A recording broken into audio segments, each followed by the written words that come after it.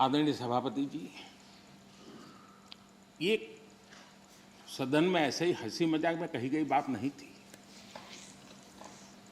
ये उस गंभीर सोच का परिणाम है और वही देश के लिए खतरनाक है।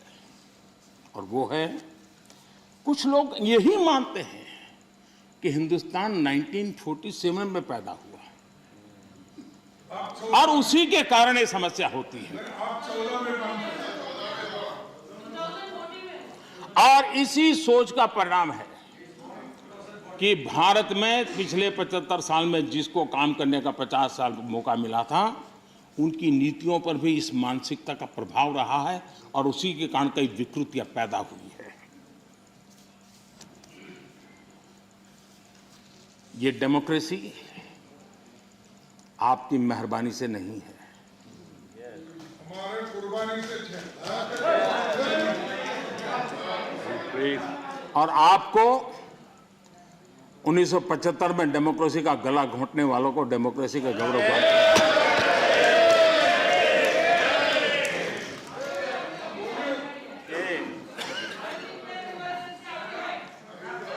आदरणीय सभापति जी, ये 47 में पैदा हुए हैं ना, ऐसी जो सोच वाले लोग हैं, उन्होंने एक बात दुनिया के सामने गाजे बाजे के साथ कहनी चाहिए थी, वो कहने से कतरा गए।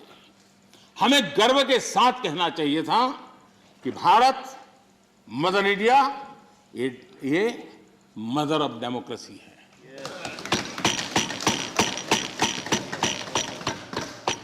डेमोक्रेसी, डिबेट, ये भारत में सदियों से चल रहा है।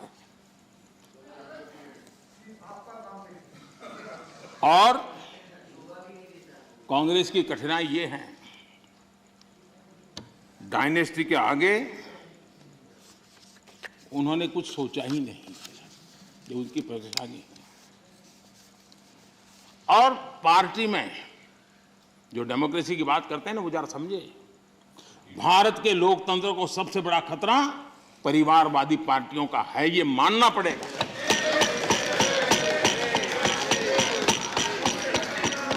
और पार्टी में भी जब कोई परिवार सर्वोपरि होता है, तब सबसे पहली कैजुअलिटी, जब पार्टी में भी कोई एक परिवार सर्वोपरि हो जाता है, तो सबसे पहली कैजुअलिटी टैलेंट की होती है।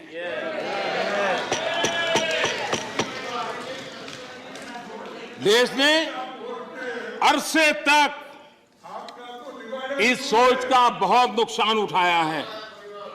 मैं चाहता हूं कि सभी राजनीतिक दल लोकतांत्रिक आदर्शों और मूल्यों को अपने दलों में भी विकसित करें, उसको समर्पित करें और हिंदुस्तान की सबसे पुरानी पार्टी के रूप में कांग्रेस इसकी जिम्मेवारी ज्यादा उठाए। आदरणीय सभापति जी, यहां पर यह कहा गया कि कांग्रेस न होती तो क्या होता।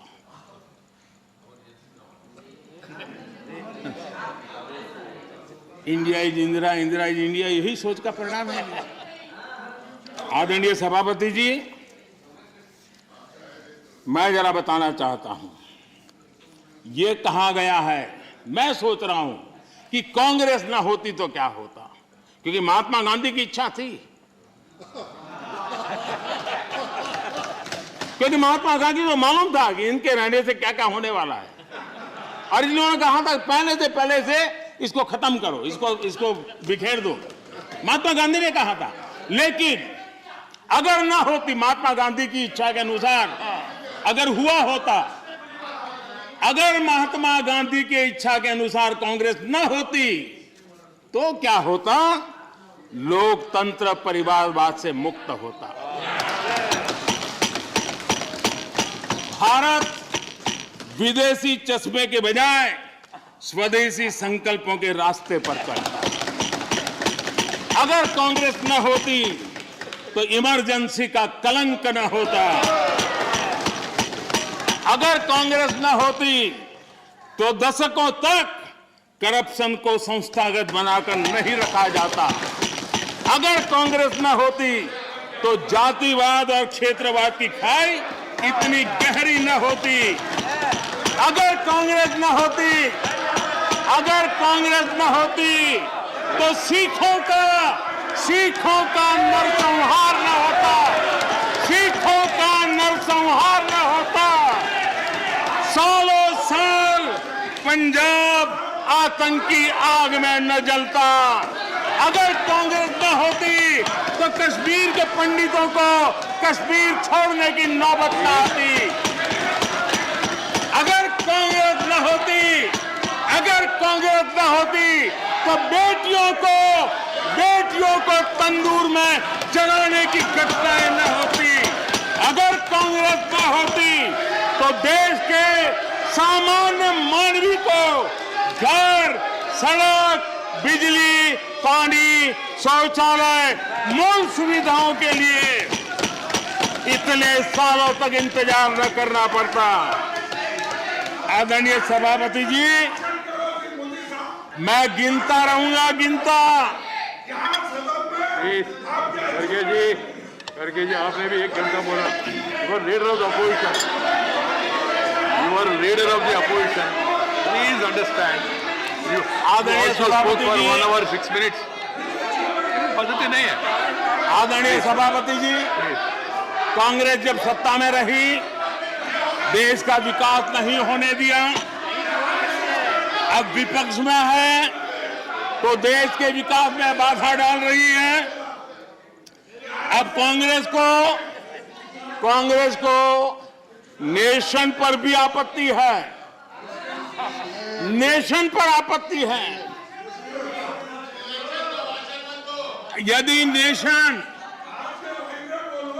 यदि नेशन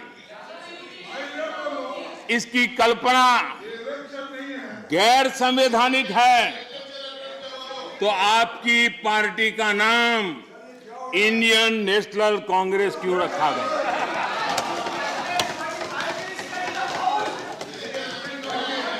अब आपकी ये नई सोच आई है तो इंडियन नेशनल कांग्रेस नाम बदल दीजिए और आप फेडरेशन ऑफ कांग्रेस कर दीजिए। अपने पूर्वजों की गलती जरा सुधार दीजिए।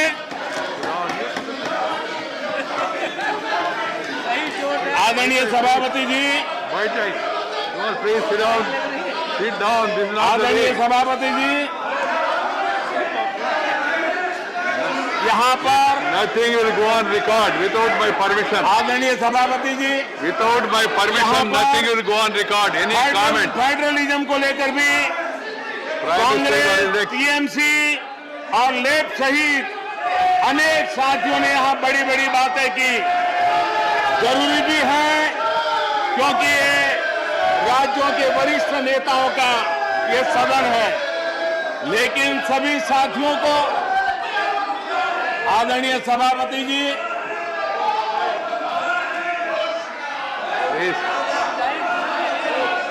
nothing will go on record except what is permitted by the chair. Whatever is permitted by the chair will only go on record. No comment, no noise, no demonstration will go on record. Please, बैठ जाइए.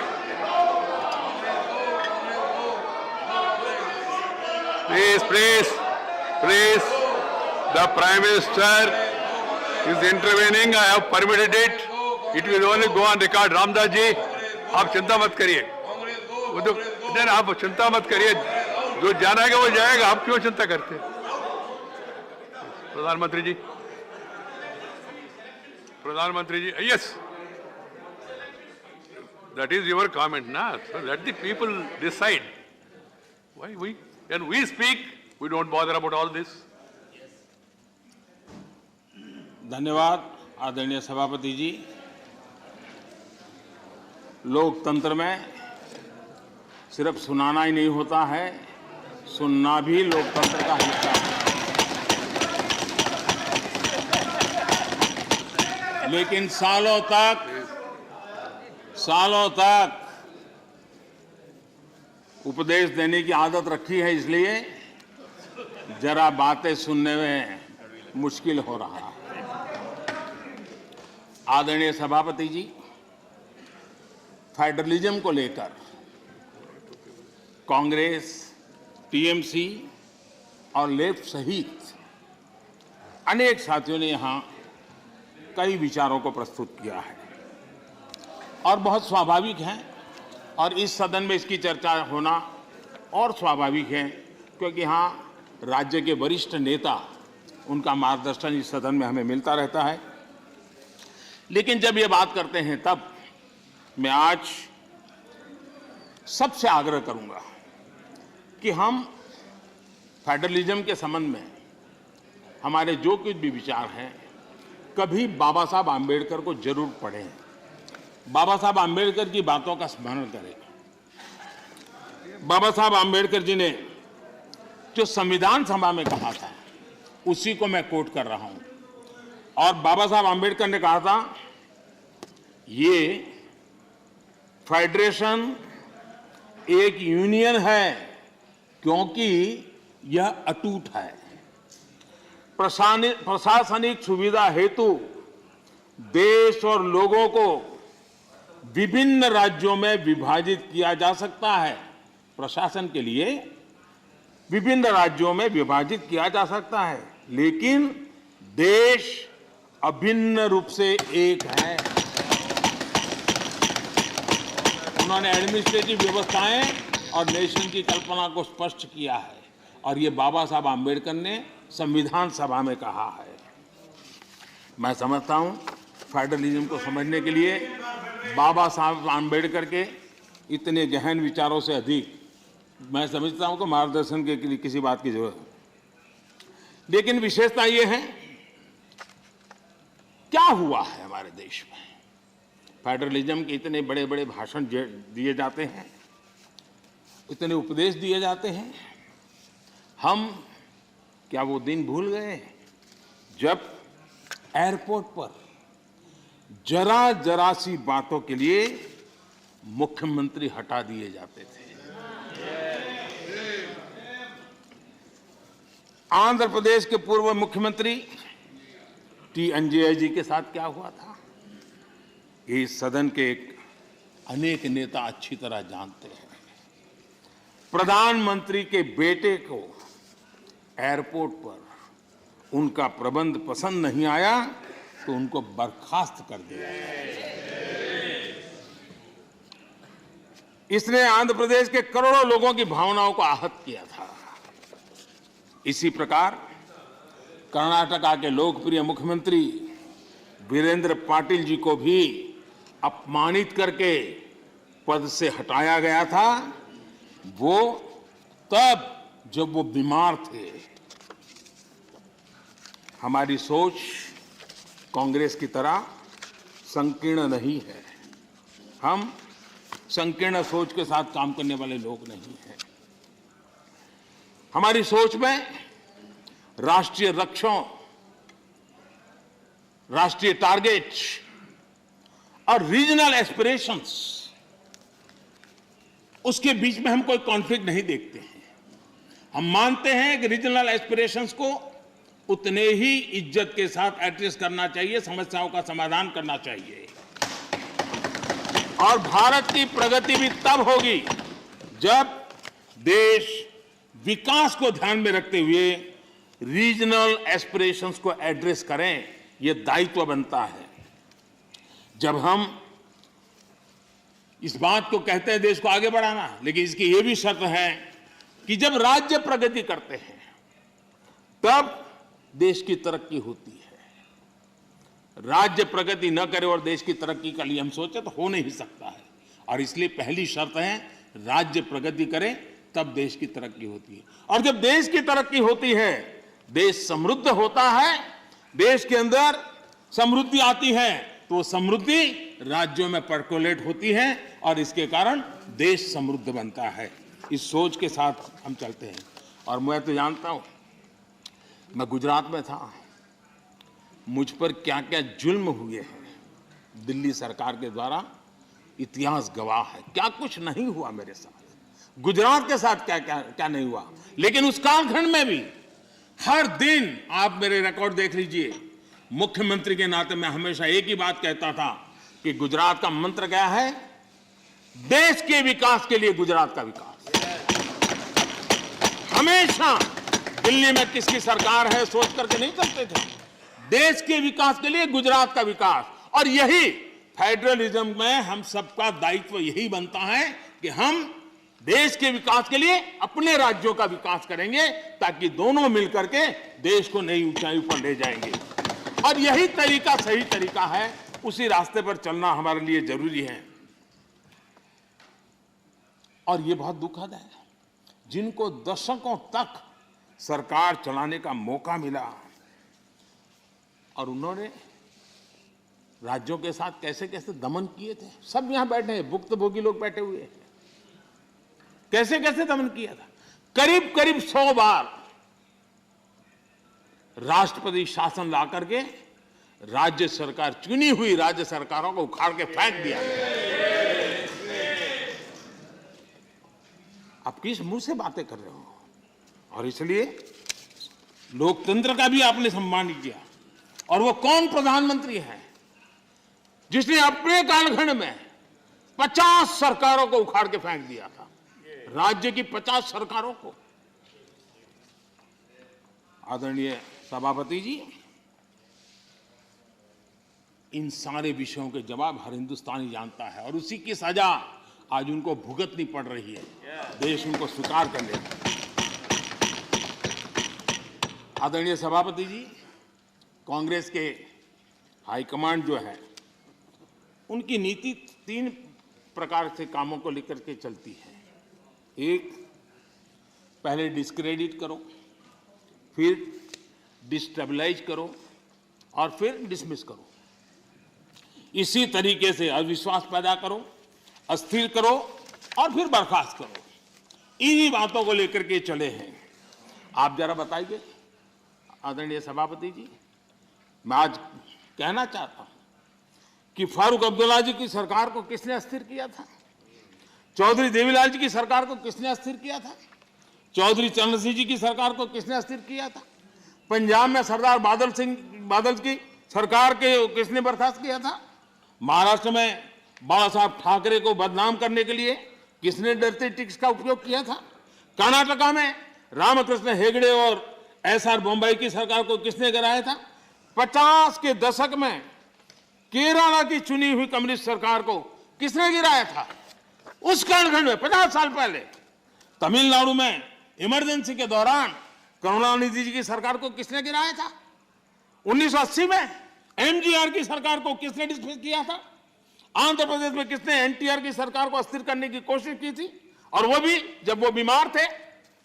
वो कौन सा दल है जिसने मुलायम सिंह जी यादव जी को सिर्फ इसलिए तंग किया था क्योंकि मुलायम सिंह जी केंद्र की बातों के साथ सहमत नहीं होते थे? कांग्रेस ने अपने नेताओं तक नहीं छोड़ा है। आंध्र प्रदेश में कांग्रेस सरकार अहम भूमिका निभाई। उसके साथ क्या किया? जिस केंद्र ने यहां सत्ता में बैठने के लिए उनको मौका दिया था, उनके साथ क्या किया? उन्होंने बहुत शर्मनाक तरीके से आंध्र प्रदेश का विभाजन किया। माइक बंद कर दिए गए, मिर्ची स्प्रे की गई, कोई डिस्कशन नहीं हुई। क्या यह तरीका ठीक था? क्या यह लोकतंत्र था? क्या अटल जी की सरकार ने भी 3 राज्य बनाए थे। राज्य बनाना हमने विरोध नहीं किया है, लेकिन तरीका क्या था? अटल जी ने 3 राज्य बनाए थे, छत्तीसगढ़, झारखंड, उत्तराखंड, लेकिन कोई तूफान नहीं आया। शांति से सारा निर्णय हुआ, सबने मिल बैठ करके निर्णय किया। आंध्र तेलंगाना के भी हो सकता था, हम तेलंगाना के विरोधी नहीं है, साथ मिलकर के किया जा सकता है। लेकिन आपका अहंकार, सत्ता का नशा, उसने देश के अंदर इस कटुता पैदा की। और आज भी तेलंगाना और आंध्र के बीच में वो कटुता के बीच तेलंगाना का भी नुकसान कर रहे हैं, आंध्र का भी नुकसान कर रहे हैं, और आपको कोई राजनीतिक फायदा नहीं हो रहा है। और हमें समझा रहे हैं आदरणीय सभापति जी, हम कोऑपरेटिव फेडरलिज्म के साथ साथ एक नए बदलाव की ओर चले, और हमने कोऑपरेटिव कॉम्पिटिटिव फेडरलिज्म की बात कही है। हमारे राज्यों के बीच में विकास की स्पर्धा हो, तंदुरुस्त स्पर्धा हो, हम आगे बढ़ने की कोशिश करें। दल किसी का भी कोई राज क्यों ना करता हो, और उसको प्रोत्साहन देना हमारा काम है। यूपी और देश दुनिया की तमाम ताजा तरीन खबरों के लिए आज ही गूगल प्ले स्टोर से इंस्टॉल करें हमारा तेजी से उभरता न्यूज ऐप डेली इंसाइडर।